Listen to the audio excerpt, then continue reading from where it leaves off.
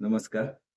मी Ram Mahadeshwar. Maharashtra medical career counselling या YouTube channel तर्फे आपल्या सर्वांचं स्वागत करतो.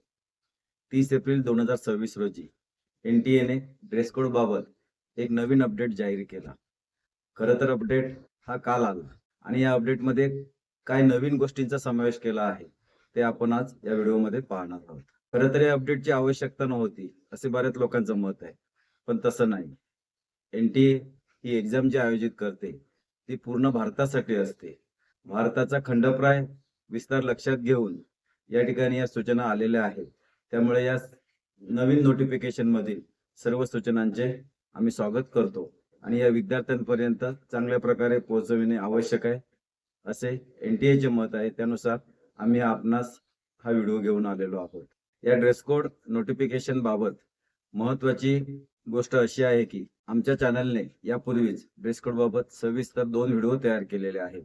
यातील ड्रेस कोड अँड रूल्स हा एक व्हिडिओ मराठीत उपलब्ध आहे, तर ड्रेस कोड अँड रूल्स हा दुसरा व्हिडिओ हिंदीत सुद्धा उपलब्ध आहे. या दोन्ही व्हिडिओमध्ये ड्रेस कोड बाबत सविस्तर माहिती देण्यात आलेली आहे. मी आज केवळ आपणास या ड्रेस कोड अपडेट बाबत माहिती देणार आहे, तेवढीच महत्वाची आहे. एनटीएने या ड्रेस कोड अपडेट मध्ये काय सांगितलेले आहे, तर त्यांनी काही गोष्टी आपल्याला सवलत दिलेली आहे. सुरुवातीला या ड्रेस कोड मध्ये या गोष्टींचा समावेश नव्हता, पण आता मात्र या गोष्टींचा समावेश केलेला आहे. यातील पहिली गोष्ट म्हणजे एनटीएने ड्रेस कोड बाबत सुरुवातीला जी माहिती दिली होती त्याच्यामध्ये थोडासा बदल करण्यात आलेला आहे. सुरुवातीला हाफ स्लीव्ज आणि साधे कपडे घालण्याविषयी सूचित केलेले होते. आता मात्र तुम्हाला फुल स्लीव्ज सुद्धा वापरता येतील, तसेच तुम्हाला उलन कपडे सुद्धा वापरता येतील. हा बदल कशासाठी केलाय, तर भारत हा एक खंडप्राय देश आहे. आज महाराष्ट्रामध्ये उन्हाळ्याने कहर केला आहे. काही ठिकाणी 45 डिग्री टेम्परेचर आहे. दक्षिणेकडील सर्व राज्यात आज उष्ण हवामान आहे. उत्तरेकडील राज्यातही काही उष्ण हवामान आहे. परंतु भारतात काही अशी राज्य आहेत की ज्या ठिकाणी तुम्हाला फुल स्लीव्ज कपडे आणि उलन कपडे घालणे आवश्यक आहे. म्हणून एनटीएने हा मुद्दाम बदल त्या राज्यांसाठी केलेला आहे. हे सर्वांनी लक्षात घ्यायला हवे. धार्मिक पेहरावाबाबत एनटीएने नवीन अपडेट जारी केलेले आहे.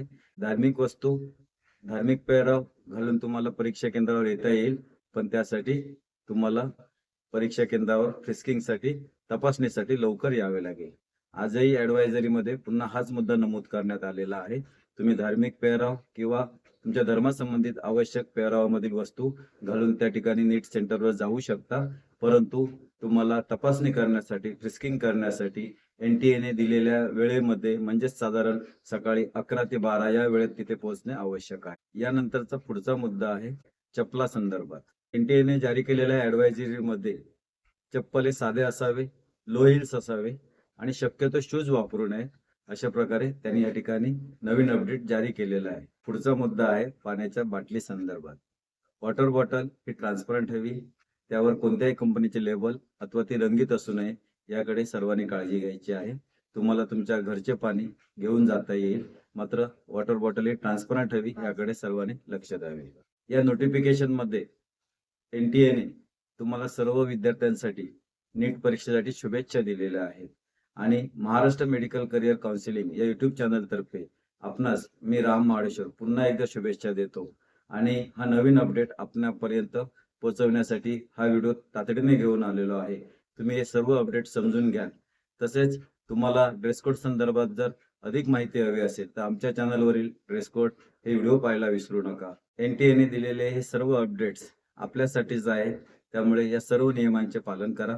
परीक्षा केंद्रावर नीट सेंटरवर गेल्यावर कर्मचाऱ्यांशी सहकार्याने वागा आणि चांगल्या प्रकारे परीक्षेला सामोरे जा. महाराष्ट्र मेडिकल करिअर काउन्सिलिंग तर्फे आपणास पुन्हा एकदा शुभेच्छा. आता आपण या ठिकाणी थांबूया. धन्यवाद.